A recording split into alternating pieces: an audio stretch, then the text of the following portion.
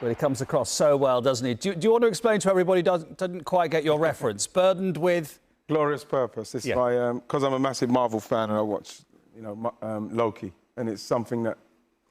When Loki came to the Earth... I'm telling Roy, because me and Roy are going to try and watch some stage. When Loki came to Earth, he said he's Loki and he's burdened with glorious purpose. And it's just something that came out. You know what I mean? I didn't realise it would make such a big thing. So... yeah, I genuinely believe he is burdened with glorious purpose. But talking about somebody that Freddie Ljungberg recognised when he was 17, he moved him up to the 23s because he had to lobby the rest of the coaches to say this guy plays at a higher level.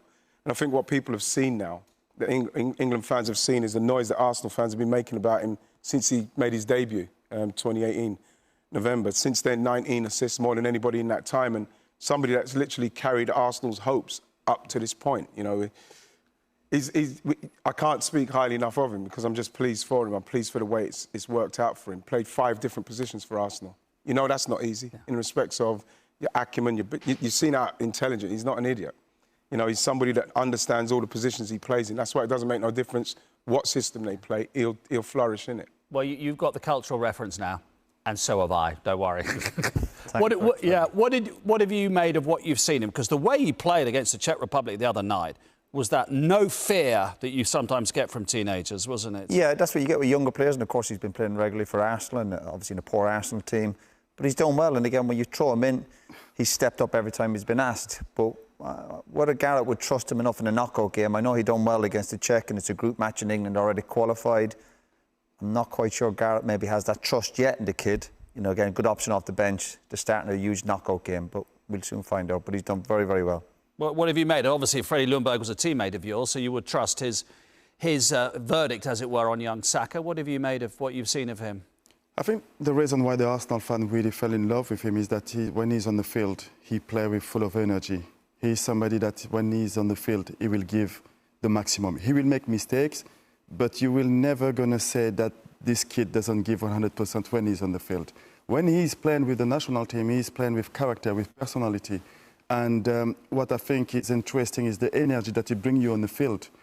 We get to a different level where experience is quite really important. And the big question is that Gareth Southgate will trust him enough to put him on the field. And I hope he will put him on the field because he's got enough personality to deal with this kind of pressure.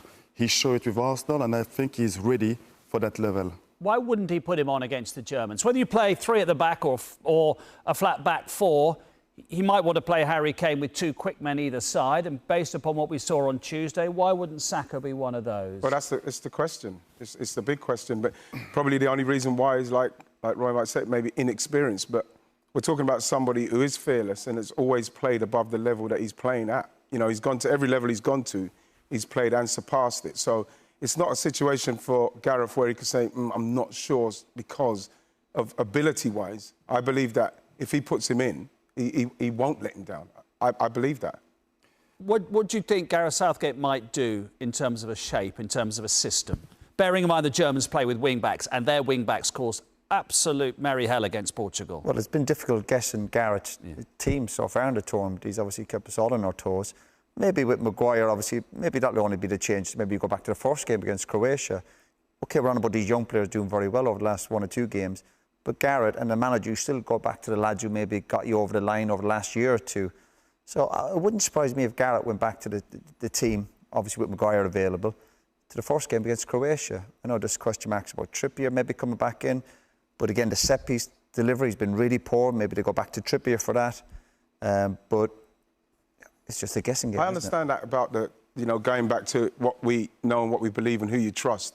But at some stage against these teams, especially a young set of players who are not feeling the same fear that we all have for Germany, well, I have anyway, it's got to at some stage use players that he can believe that's going to do something else, something that the Germans are not expecting, something that, like a Saka or a Grealish or hopefully a Mount or a Foden can do. We've got these players now who we could throw in who can maybe bring something different. And the point is that though these players, England, Germany, doesn't mean anything to me in a bad way, Patrick, like it does for Ian's generation and for Ian's watching generation as well. Yeah, but I think this is a big game for the German and, of course, the English. But I think, just coming back on Saka, because I think his strength is the pace and the mobility that he can have on the field.